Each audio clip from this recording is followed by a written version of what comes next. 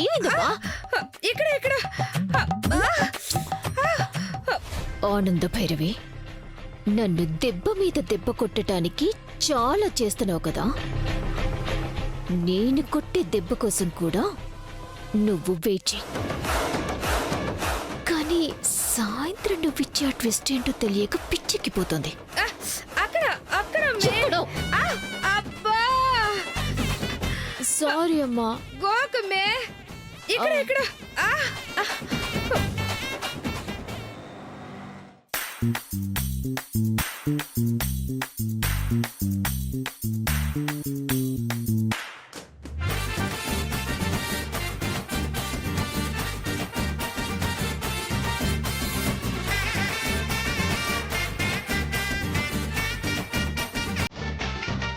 ఇదిగా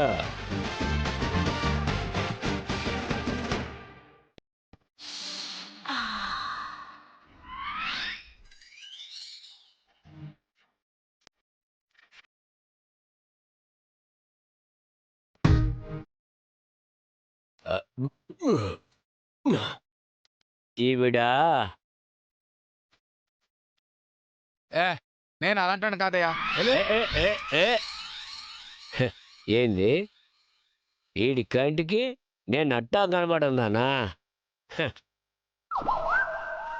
చూస్తుండవా కంచు, కనీసం నీ ఫోటో పోటీ తిరిగి ఉండడానికి కూడా నాకు స్వాతంత్రం లేకుండా పోయింది. నువ్వు ఏడున్నా వదిలిపెట్టేది లే.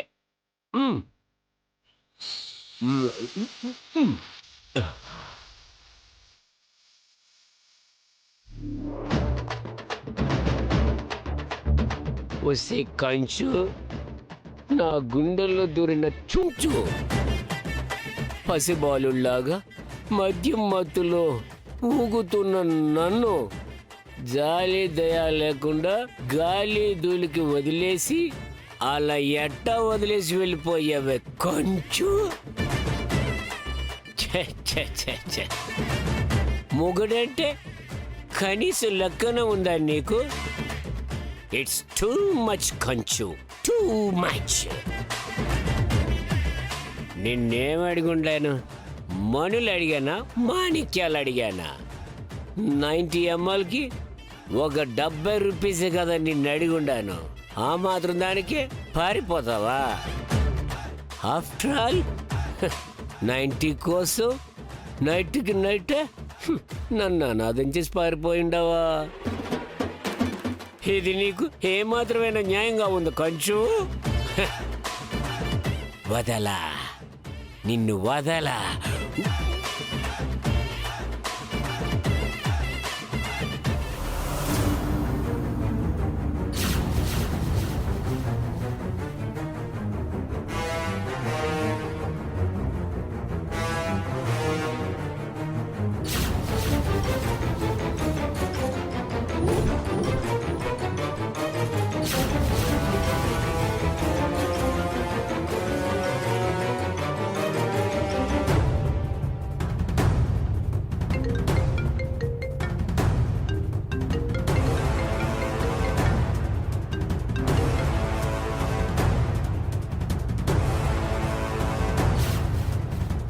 హలో, ఎక్స్క్యూజ్ మీ, ఈ ఫోటోలో ఉన్న ఆవిడ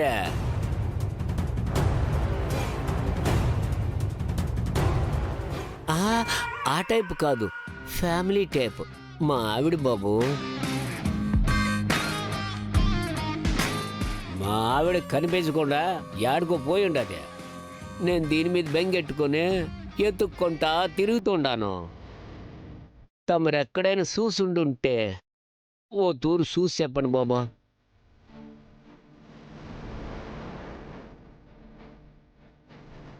చూడలేదండి, మాకెక్కడా కనిపించలా. సరిగ్గా చూడండి బాబు. తెలీదండి మాకు.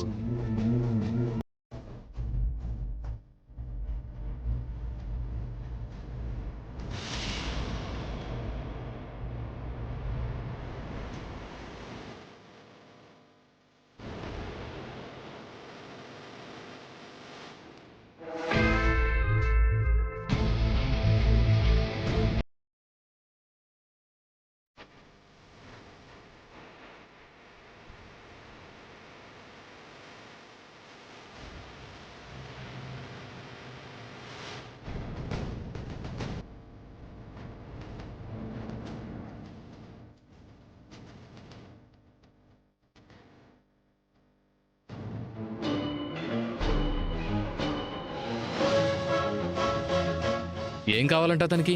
పెళ్ళం కావాలంట. ఏ సంబంధం అడుగుతున్నాడా? ఉన్న పిల్లమేమో వదిలేసి వెళ్ళిపోయిందంట. వెతుక్కుంటూ తిరుగుతున్నాడు. పాపం గట్టిగానే మోసం చేసి పారిపోయినట్టుందిరా. దెబ్బకి వాడి బతుకు రోడ్డు పాలైపోయింది.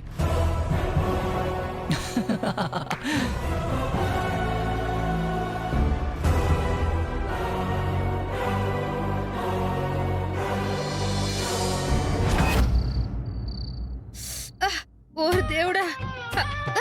అమ్మో అమ్మో!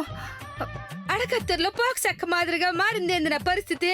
గోకి గోకి చర్మం చేతికొచ్చేలాగా ఉంది గాని ఈ దురదలు తగ్గేలా లేదే. ఇదిగో అమ్మి అమ్మి, కొంచెం ఇట్రా. కాస్త ఇటొచ్చి గోకి పెట్టమ్మే, నీ కాళ్ళు మొక్కుతా. అబ్బా అమ్మా, ఎంత ఇష్టంగా మానిక్యూర్ చేయించుకున్న నేల్స్ ఇవి నీ దొరత కోకటంతోనే అరిగిపోయేలాగా ఉన్నాయి. ఏందమ్మి నువ్వు హీరో ఎలను కొట్టుకుని కమెడియన్ని చంపేసినట్టు నువ్వే కదా నటించు నటించట్టు ఈ దురదలు అంటించినావు. అయినా గోకమన్నందుకు నీకే అట్ట ఉంటే, గిటార్ లాగా గోక్కుంటూ ఒళ్ళంతా గిటార్ వాయిస్తా ఉంటే నాకెట్ట ఉంటది? అబ్బబ్బ, గోకమే ఇక్కడ గోకు గోకు గోకు గోకు. అమ్మా గోకుతాలే ఇంకాపు. ఆ, నీ సోది మంత్రాలు చదవటం ఆపింకా. లైఫ్ లో ఏదో సాధించి ఎవరెస్ట్ అంత పీక్స్ కి వెళ్లాలని కలలు కంటే ఎంత వరస్ట్ గా గోక్కుంటే ఇక్కడే ఆగిపోతానో అనుకోలేదు. అమ్మే గాపు గోకమ్మే.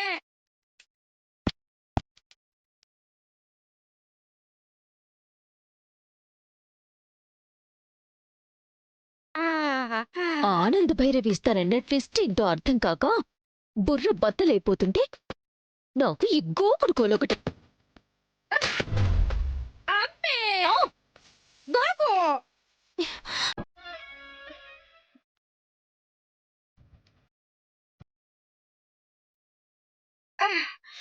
అక్కడ అమ్మే, ఆ పెద్దాయన వచ్చి ఆడ కూర్చునుండాడు కదా తినడానికి. నాకు కూడా ఆకలి వస్తూ ఉండదు. అక్కడికి వెళ్దామా? పద. అబ్బా, ఏంటమ్మా కాంచనా, ఇప్పుడు ఎలా ఉంది? గుండెల్లో నొప్పి తగ్గింది కదా? ఆ ఇంజక్షన్లు పడిసాక కూడా ఇంకా నొప్పి తగ్గలేదని ఎట్టా చెప్తాను? ఇదిగో అమ్మే, దురద ఎక్కువ పెట్టేస్తుంది, కొంచెం గోకవా? అక్కడ ఆహా, ఇంకొంచెం.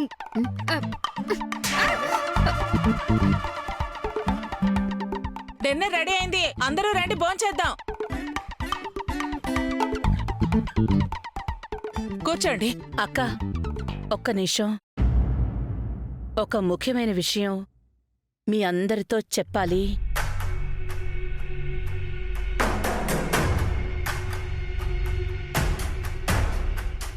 ఏంటి ఆనంద అది? అసలు అంత పెద్ద ట్విస్ట్ ఏమివ్వబోతుంది ఈవిడా? అదే అక్క, యాక్చువల్గా అయితే రోహిత్ అనన్యని ఈరోజు మనం హనీమూన్కి పంపించాలి అనుకున్నాం. కానీ అది కాస్త పాపం కాంచనకల జరగడం వల్ల క్యాన్సిల్ అయ్యి వెళ్లేవాళ్ళు ఆగిపోవాల్సొచ్చింది. ఇప్పటికైనా వీళ్ళని వెళ్ళమందాము అంటే అనన్య వాళ్ళు వాళ్ల పెద్దమ్మ పక్కనే ఉంటాను, ఆవిడ్ని పరిస్థితుల్లో విడిచి ఎక్కడికి వెళ్ళను అంటోంది. పాపం, వాళ్ళ అటాచ్మెంట్ అలాంటిది కదా, అది మనెవరికి తెలియందా? ఈ టైంలో తను వెళ్ళినా ప్రశాంతంగా ఉండలేదు కదా. అవునండి, అందుకే అనన్య రోహిత్ల హనీమూన్ మరొకసారి ప్లాన్ చేద్దాంలే అనిపించింది. కానీ వీళ్ల కొరకు తీసుకున్న ఆ హనీమూన్ ప్యాకేజ్ గురించి కూడా ఒక్కసారి ఆలోచించాల్సొచ్చింది. అది చాలా స్పెషల్ అండ్ వెరీ ఎక్స్పెన్సివ్ కూడా. ఏమ్మా, ఆ ప్యాకేజీ క్యాన్సిల్ చేయలేమా? కుదరదు బావగారు. అందుకే ఈ విషయంలో నేనొక మంచి ఆలోచనకొచ్చాను. ఏంటి ఆనంద అది? వీళ్లకి బదులుగా దర్శన్ శరణ్యాని హనీమూన్కి పంపిద్దాం అనుకుంటున్నాను.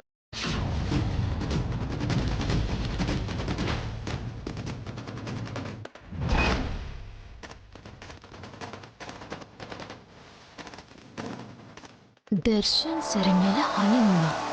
ఆనంద, ఆలోచన మంచిదే, కానీ ప్రస్తుతం వాళ్ళిద్దరి మధ్య ఉన్న గ్యాప్ ఆ గ్యాప్ వాళ్ళిద్దరి మధ్య నుంచి పోవాలని, ఈ అవకాశాన్ని సద్వినియోగం చేయాలన్నదే నా ఆలోచన. అక్క, నువ్వేమంటావు?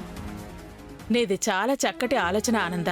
భార్యాభర్తల మధ్య మనస్పర్ధలు కేవలం నీటి బుడగల్లాంటివి. ఒకరినొకరు ఏకాంతంగా అర్థం చేసుకునే సమయం వాళ్ళకి వస్తేనే కదా ఆ అపార్థాలు పోయి అన్యోన్యత ఏర్పడుతుంది. ఆనంద, ఏది జరిగినా మన మంచికే అంటారు. ఇది అలాగేనేమో. రోహిత్ వాళ్ళు వెళ్లాల్సిన ప్రోగ్రాం క్యాన్సిల్ కావడం దర్శన్ శరణ్యాలు ఒకటి అవడానికేనేమో. ఎలాగైతేనే మనందరికీ కావలసింది మన పిల్లలు కలకాలం సంతోషంగా ఉండడమే. వీళ్ళేంటి వరద ముంపు మీద పడ్డట్టు మూకుమ్మడిగా దర్శన్ శరణ్యల్ని కలిపేసేలాగా ఉన్నారు. అత్తయ్య గారు, మీ ఐడియా చాలా గొప్పగా ఉందండి. కాకపోతే ఒక సామెత ఉంది కదా, గుర్రాన్ని ఏటి వరకు తీసుకెళ్లగలము కాని నీటిని తాగించలేము అని. అంటే ఈ మాట తప్పుగా ఎవ్వరూ తీసుకోవద్దండి. కళ్లతో అందరూ చూస్తుందే నేను చెప్తున్నాను. అలాగే మొన్న శరణ్య రాసిన ఉత్తరాన్ని బట్టి ఆలోచిస్తే మనమేం చేసినా వీళ్ళిద్దరి మధ్య గ్యాప్ మాత్రం ఏమాత్రం తగ్గించలేమేమో అని నాకి కొంచెం టెన్షన్గా ఉంది అత్తయ్య గారు. శరణ్యని మరిది గారు అసలు ఒప్పుకునే పరిస్థితిలో లేరు కదా అని ఈ 2 రోజుల్లో కూడా నేనింట్లో గమనించింది ఇదే. నీ భయం, బాధ నాకర్థమయ్యాయనన్యా. ఈ విషయంలో నువ్వేం టెన్షన్ పడకు. దర్శన్ను నేను ఒప్పిస్తాను కదా. శరణ్యా, అమ్మ శరణ్యా,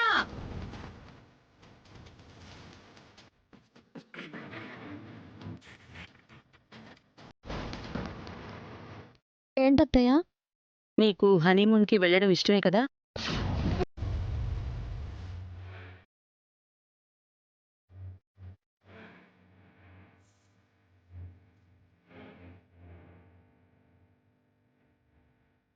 అత్తయ్య, అది చెప్పు శరణ్య, ఇష్టమే కదా? నాకు ఇష్టమే అత్తయ్య గారు.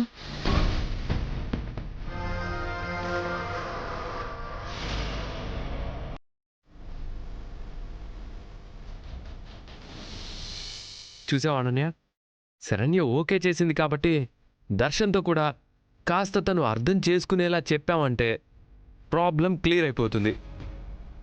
నాకు తెలిసి ఈ ప్రాబ్లం దర్శన్లో ఏమాత్రం ఉండదు. తన మనసుకి వైద్యం చేస్తే ఆటోమేటిక్గా అన్నీ సెట్ అయిపోతాయి. సో తన మనసు వైద్యానికి ఇప్పుడు శరణ్య డాక్టర్, ట్రీట్మెంట్ హనీమూన్. ఏమంటావు పిన్ని? కరెక్ట్గా చెప్పావు నాన్న. ఆనంద, అనుకున్నది అనుకున్నట్టు జరిగితే అంతకు మించి కావాల్సిందేముంది? సరే సరే, భోజనాలు చల్లారిపోతాయి. పదండి, భోంచేద్దాం.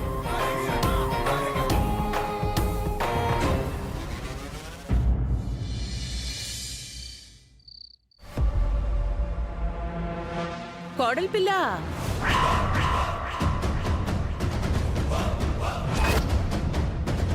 ట్విస్ట్ ఎలా ఉంది?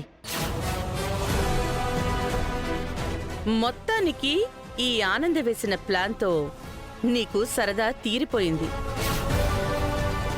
ఈ మహానటికి దురదలతో ఒళ్ళు వాచిపోయింది కదా? ఇప్పుడు అర్థమైందా నిన్ను హనీమూన్కి వెళ్ళమని మళ్ళీ నీ చేతే ఎందుకు క్యాన్సిల్ చేయించాను? ఇప్పుడు నువ్వు నీ పెద్దమ్మని వదిలి నువ్వు హనీమూన్ చేసుకోలేవు, ఇల్లు కూడా కదల్లేవు. అలాగే మీ ప్లేస్లో వెళ్లే శరణ్య దర్శనలని కూడా నువ్వు ఆపలేవు. ఓకే?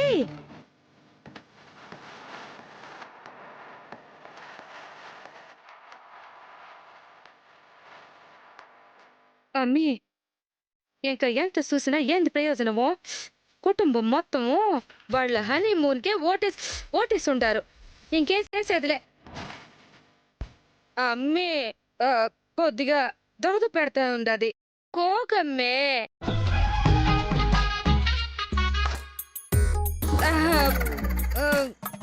వద్దులే, నేనే గోక్కుంటాను.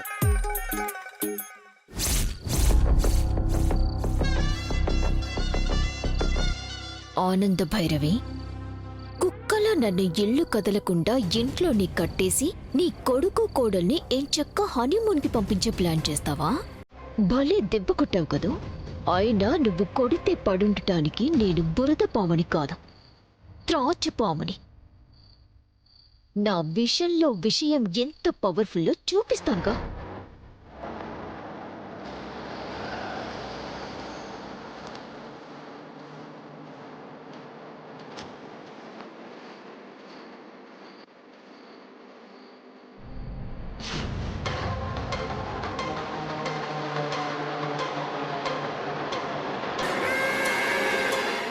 వదనా, ఆ? ఏంటి ఏదో టెన్షన్ పడుతున్నట్టున్నారు? టెన్షన్ అంటే ఏం లేదు మరిది గారు. యాక్చువల్గా నేను మీకోసమే ఇక్కడ వెయిట్ చేస్తున్నాను. నాకోసమా? ఎందుకు? అది మరిది గారు, మా చెల్లి శరణ్యల లెటర్ రాసి మీ మనసుని ఎంతగా గాయపరిచిందో నాకు తెలుసు. అయినా మీ గాయం తాలూకి బాధ అత్తయ్య గారికి అర్థం కావట్లేదేమో అనిపిస్తుంది.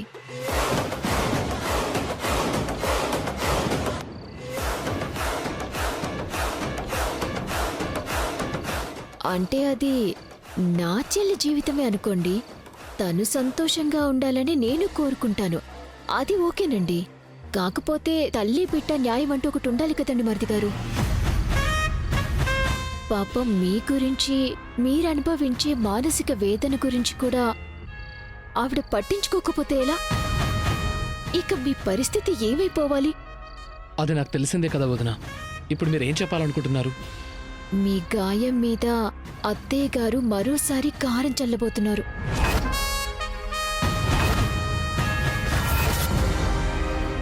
శరణ్యతో కలిపి మిమ్మల్ని హనీమూన్కి పంపించే ప్లాన్ చేశారు.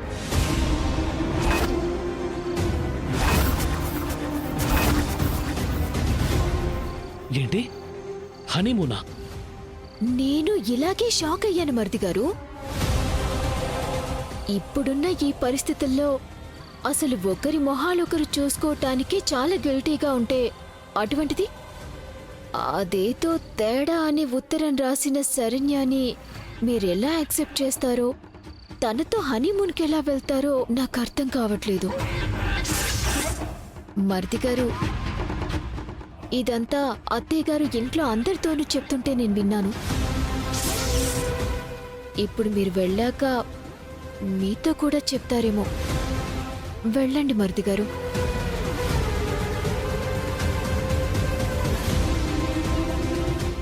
అంటే సడన్ గా మీరు షాకింగ్ వార్త అత్తయ్య గారి నోట వింటే తప్పని పరిస్థితుల్లో ఎలాగో మీరు ప్రోగ్రాం యాక్సెప్ట్ చేయాల్సిందే కదా.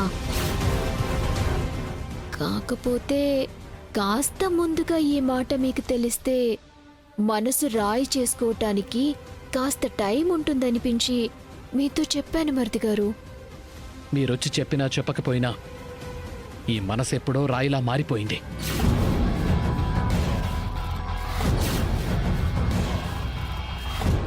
వాళ్ళు అనుకున్నంత మాత్రాన హనీమూన్లు, కాపురాలు జరిగిపోవు.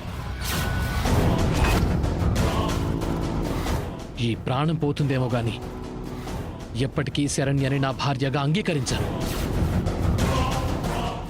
మరిది గారు, మరిది గారు,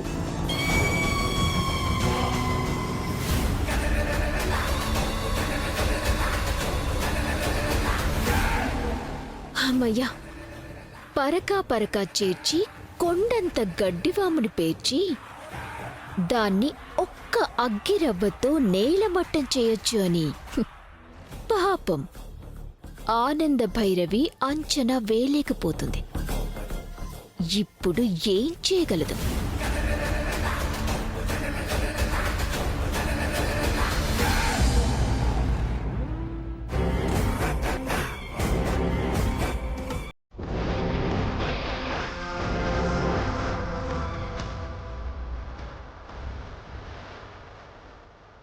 అత్తయ్య గారు, మీకిష్టమని చిక్కటి పాలు తీసుకొచ్చాను. రోజు నిద్రకి ముందు ఇవి తాగి పడుకోవటం మీకు అలవాటంట కదా. తీసుకోండి.